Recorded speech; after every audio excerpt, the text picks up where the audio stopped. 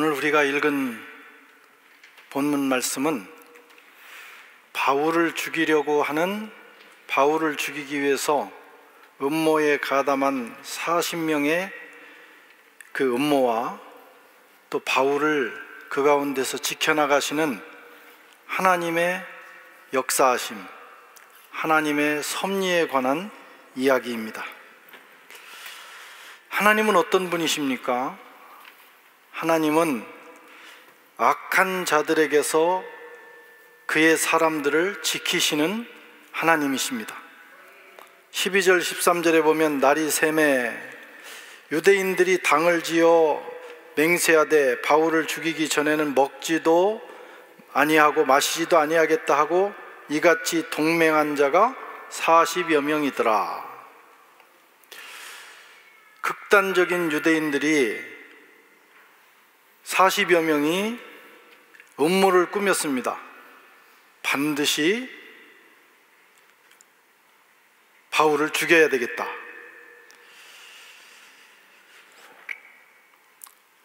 극단적인 유대 민족주의와 그리고 거기에 종교적 확신까지 더해져서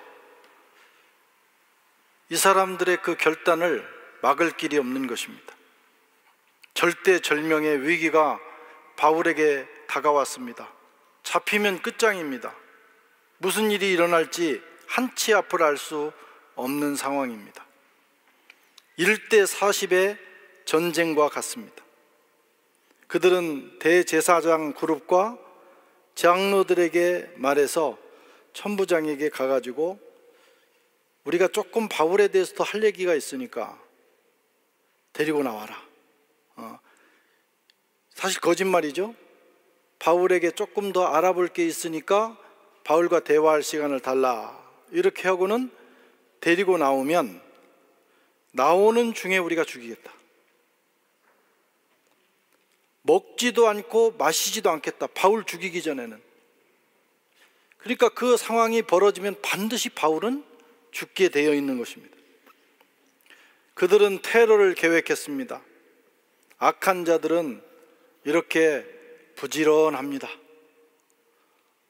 의인들이 부지런하지를 않아요.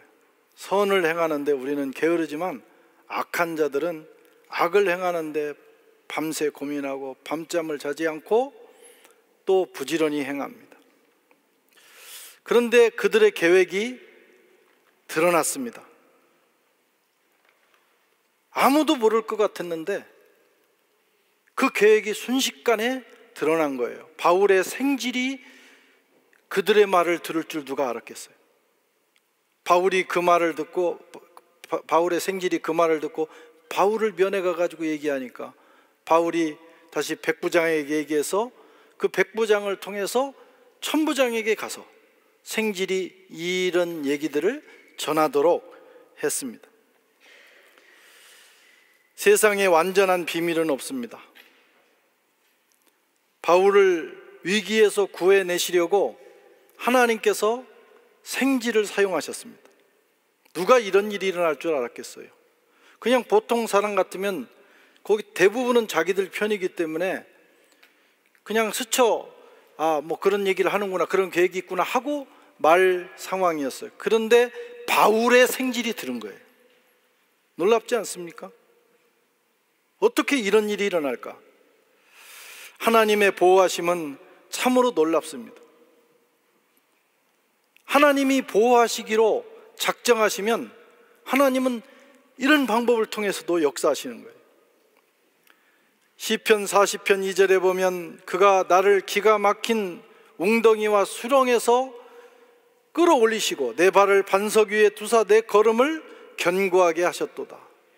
시인이 만난 상황은 기가 막힐 웅덩이입니다. 그 상황을 보면 너무나 어이가 없어서 숨이 확 막히는 거예요. 희망이 없는 거예요. 그런 상황. 수렁은 가만히 있어도 빠져들어갑니다. 수렁은 빠져나오려고 하면 더 빠른 속도로 빠져들어갑니다. 외부의 누군가의 도움이 없이는 불가능한 상황. 하나님은 어떤 분이시냐? 그런 상황에서도 그의 백성을 건져내시는 분이에요. 건져내실 뿐 아니라 그 백성의 발을 흔들리지 않는, 더 이상 빠지지 않는 반석 위에 두셔서 그 걸음을 견고하게 하시는 분이십니다. 하나님께서 지금 바울을 그렇게 건져내고 계십니다. 우리도 어떤 상황에서도 희망을 잃지 않고 우리의 보호자 되시는 하나님을 신뢰하고 또 하나님께 기도로 보호를 요청해야 합니다. 개인을 위해서나 가정과 교회를 위해서나, 또 우리나라가 여러 가지 정치적 위기에 처해 있는데 이것도 역사를 주관하시는 하나님께 우리 성도들은 엎드려서 기도하면서 우리나라를 위한 보호 요청을 드리면 하나님께서 하나님의 방식으로 역사하실 줄로 믿습니다. 하나님은 하나님의 자녀와 그 백성을 도우시는 분이십니다. 시편 69편 14절에 나를 수렁에서 건지사 빠지지 말게 하시고 나를 미워하는 자에게서와 깊은 물에서 건지소서. 이것이 저와 여러분들의 기도가 되어야 합니다. 하나님은 그의 백성들을 건지실 때 다양한 방법과 다양한 사람들을 사용하십니다. 22절 말씀을 같이 읽어보겠습니다. 이에 천부장이 청년을 보내며 경계하되, 같이 읽겠습니다. 이 일을 내게 알렸다고 아무에게도 이르지 말라 하시고 백부장 둘을 불러 밤에도 가이사라에까지 갈 보병 200명과 기병 70명과 창병 200명을 준비하라 하고, 또 바울을 태워 총독 벨릭스에게로 무사히 보내기 위하여 짐승을 준비하라 명하며, 또 이 아래와 같이 편지하니 일렀으되. 놀라운 방법이, 하나님은 다양한 방법으로 역사를 하시는 걸 봅니다. 생지를 사용하시고 백부장을 사용하시고 또 천부장을 사용하십니다. 오늘 천부장을 사용하시는데 이 천부장이 그 자초지종에 대한 이야기, 바울의 그 위기에 대한 이야기를 듣자 갑자기 움직이기 시작한 거예요. 그 생질이 와서 무슨 그런 얘기를 했다고 그렇게 움직일 건입니까? 그냥 가만히 못 들은 척 넘길 수도 있어요. 그런데 그의 마음이 움직이기 시작하는, 이게 하나님의 역사입니다. 천부장의 마음을 움직이시는 하나님. 그는 그의 군사를 움직였습니다. 470명, 보병 200명, 기병 70명, 창병, 창을 든 군인 200명. 한 사람 보호하기 위해서 470명이 움직이는 거예요. 이것도 사실 상상하기 어려운 일입니다. 그를 예루살렘에서 가이사라로 보내기로 결정했습니다. 1대 40의 싸움이 이제 470대 41, 바울까지 포함해서 41명이 470과 맞서는 그런 상황이 된 겁니다. 적대자들이 가득한 예루살렘에서 가이사랴로 옮겼습니다. 여러분, 예루살렘은 이스라엘 종교의 중심지예요. 지금 그 사람들이, 극단적 유대주의자들이 바울을 죽이겠다고 지금 나선 거예요. 거기 있으면 위험합니다. 그런데 하나님께서 천부장을 통해서 바울을 쑥 빼서 어디로 옮기시느냐? 가이사랴로 옮기는 거예요. 거기는 로마 총독부가 있는 곳입니다. 유대 지역을 총괄하는 총독부를 거기에 두고, 거기 수도예요. 유대 지역을 관할하는 로마의 총독부가 있는 수도입니다.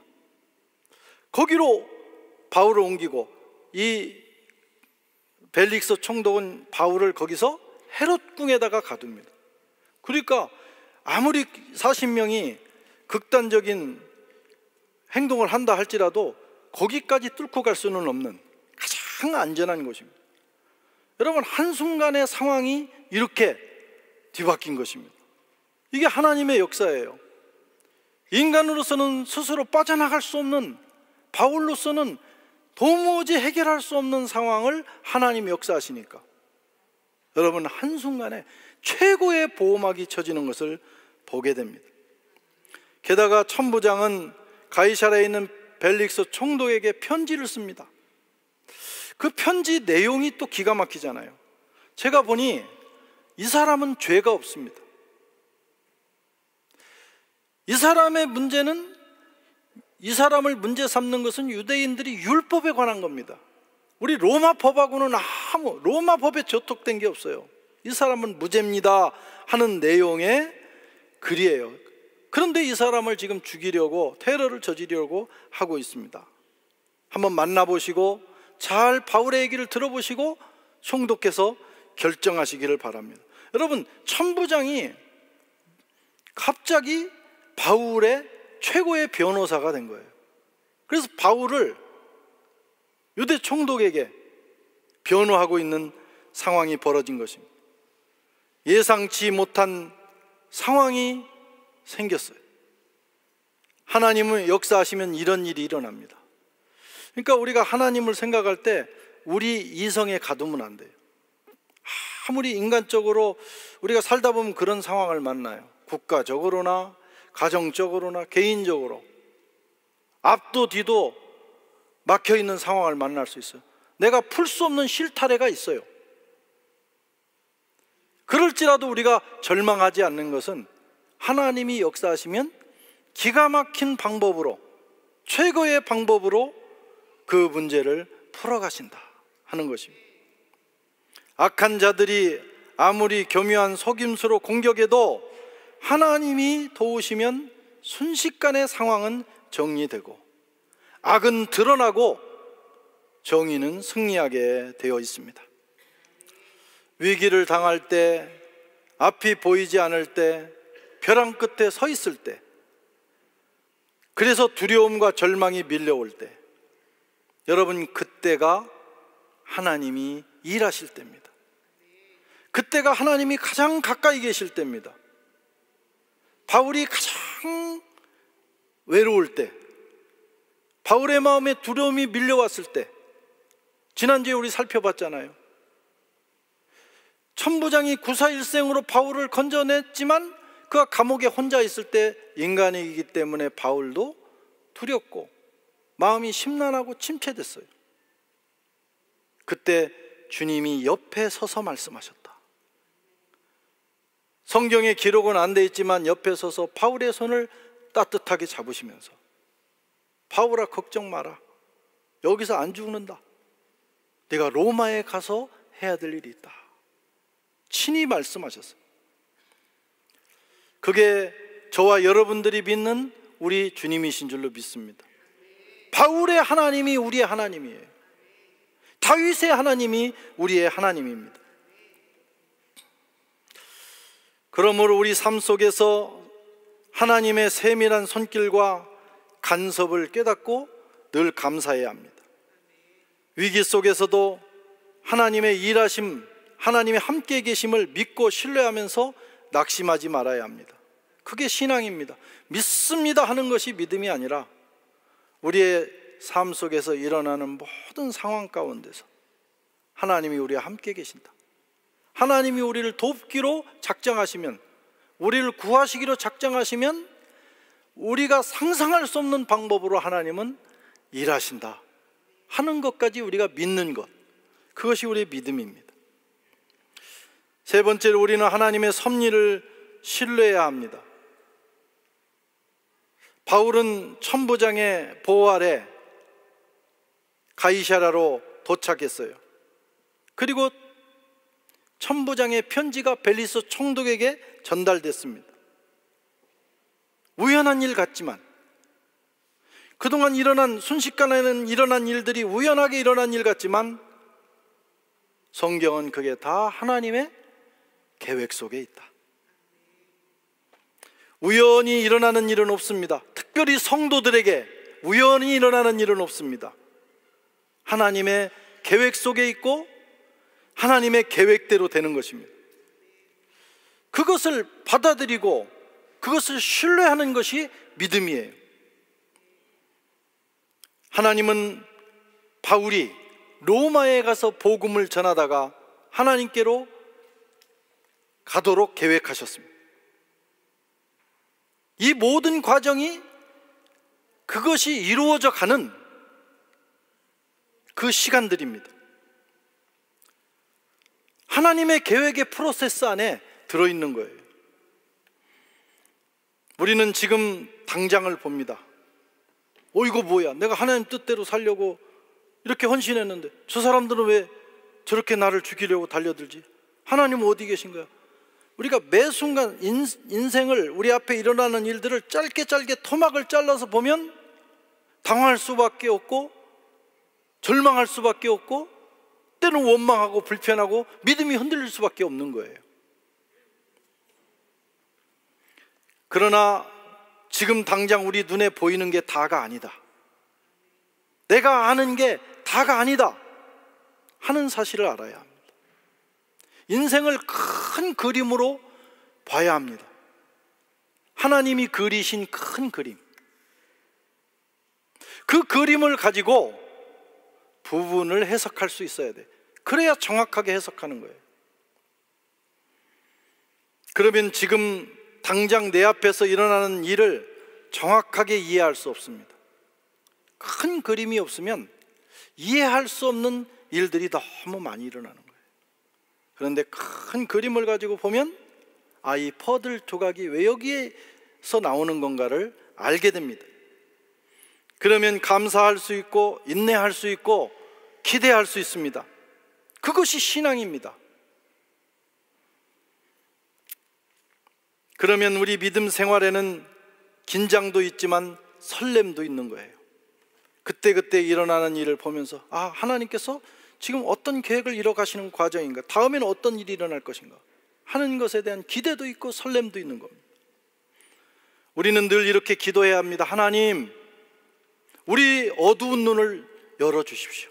우리 좁은 시야를 넓혀주십시오. 그래서 우리 인생의 큰 그림, 하나님이 나를 이 땅에 보내시면서 그려놓으신 그 큰 그림을 보게 해주세요. 우리 교회를 향하신 큰 그림도 보게 해주시고, 역사도 마찬가지입니다. 우리 대한민국을 향하신 하나님의 큰 그림이 있어요.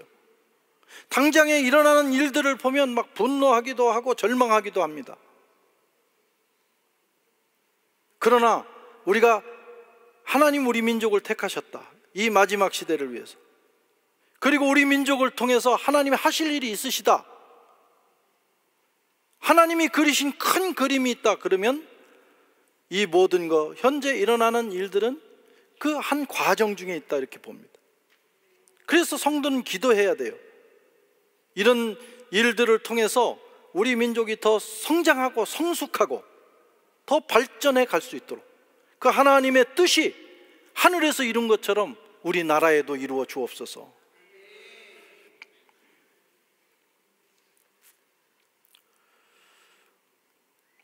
하나님께서 우리 삶에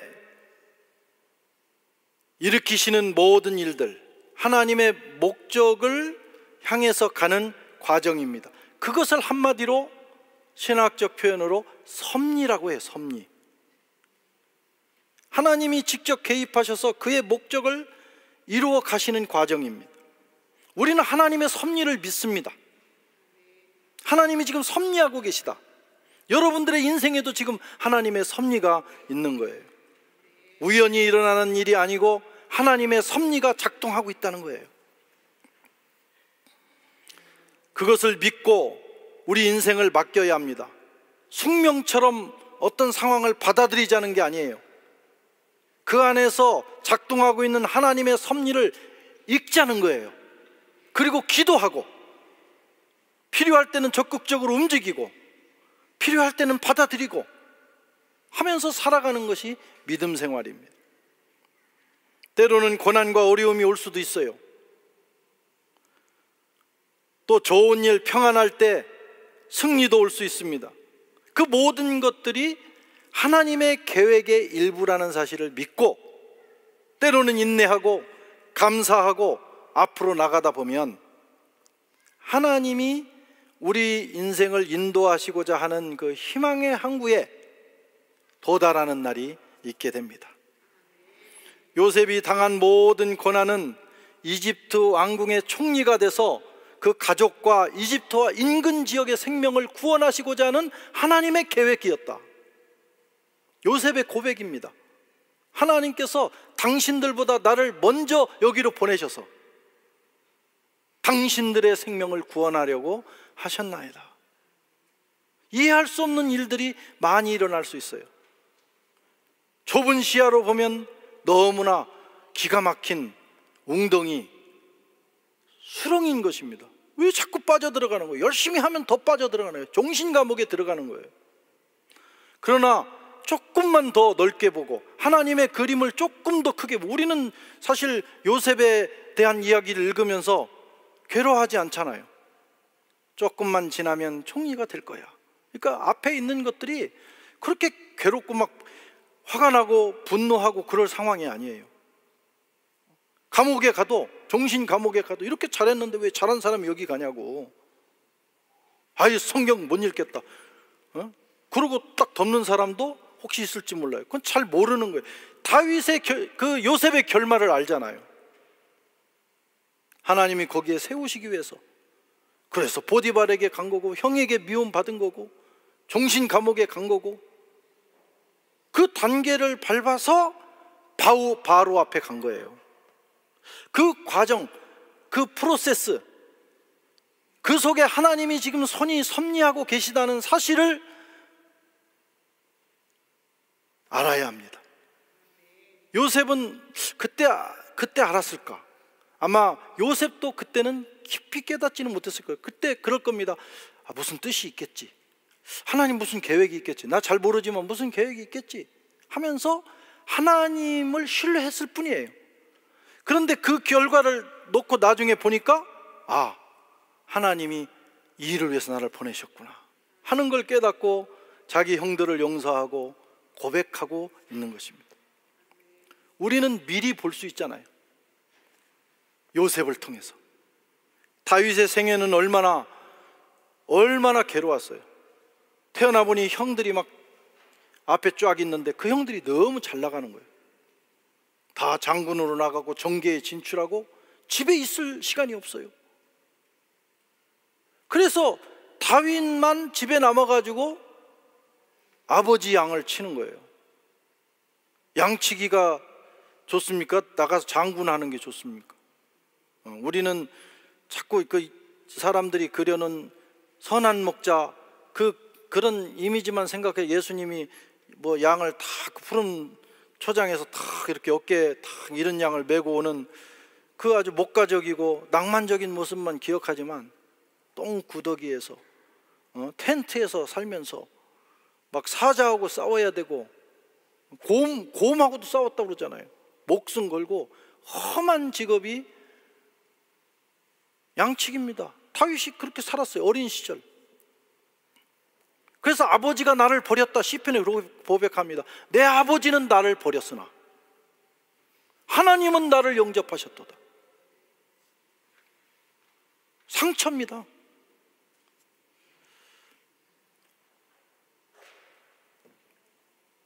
그러다가 어떻게 해서 왕의 사위가 됐는데, 벼락 출세한 줄 알았는데 그 장인이 자꾸 창을 던지는 거예요.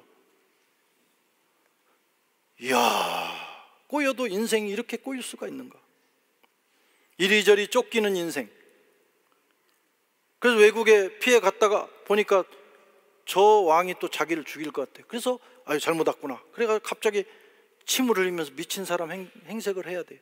그렇게 해서 목숨을 구걸하면서 사는 그런 인생. 그 당장을 놓고 보면 여기 무슨 하나님의 은혜가 있고 하나님의 역사가 있어요. 그런데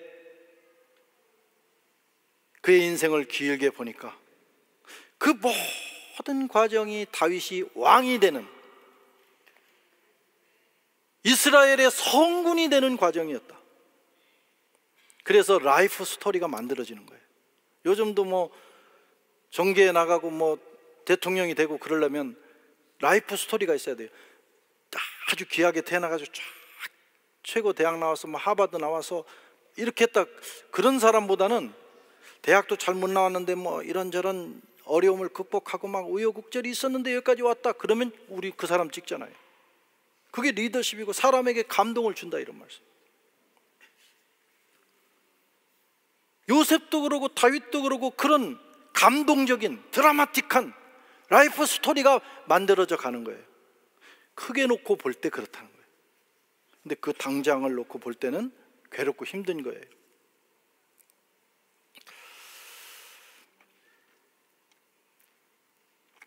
하나님께서 저와 여러분들의 인생에도 그렇게 역사하십니다. 각자를 향하신 하나님의 계획이 있어요. 하나님의 목적이 있어요. 우리를 거기로 끌고 가시는 겁니다. 그 과정에서 지금 내 삶의 모든 마디마다 다양한 일들이 일어납니다. 우리가 믿음으로 산다는 건 그때마다 울고 웃고, 조금 좋아, 조금 잘 되면 하다가도 조금 안 되면 또 막 삐지고, 하나님 이럴 수 있냐고 그러고 시험 들고, 그러지 말라는 거예요. 그 모든 과정이 지금 하나님께서 내 인생을 정말 드라마틱하게 또 감동적으로 내 인생 이야기를 만들어서 어느 정점에 세우시려고 하는 거예요. 우리는 이 하나님의 섭리를 믿어야 합니다. 그냥 일어나는 일은 없다. 하나님의 섭리가 있다. 그리고 우리의 삶을 하나님께 적극적으로 맡겨야 합니다. 그러면 마음에 평안이 찾아옵니다. 그러면서 하루 이틀, 1년, 2년을 살아가다 보면 하나님께서 우리의 인생을 희망의 항구로 인도하시는 것을 보게 됩니다. 성도 여러분, 저와 여러분을 부르신 하나님은 실수가 없으신 하나님이에요. 하나님이 우리 실수로 이 땅에 태어나게 한 것도 아니고, 지금 우리 삶에 일어나는 일을 하나님이 실수로, 하나님 실력이 없어서 그냥 허락하시는 게 아니에요. 하나님에게 다 계획이 있습니다. 그걸 믿는 것이 믿음입니다. 하나님은 또 후회가 없으신 분입니다. 지금 하나님께서 그의 계획대로 어떤 일을 진행하고 계신 겁니다. 우리가 그것을 믿고, 하나님을 믿고, 그 하나님의 계획을 신뢰하고 그분의 섭리를 신뢰하고 내 인생을 맡기면서 살아간다면 하나님께서는 저와 여러분들을 통해서 영광을 받으시고 하나님 나라를 위하여 우리 인생을 사용하시게 됩니다. 그런 은혜가 있기를 축원합니다.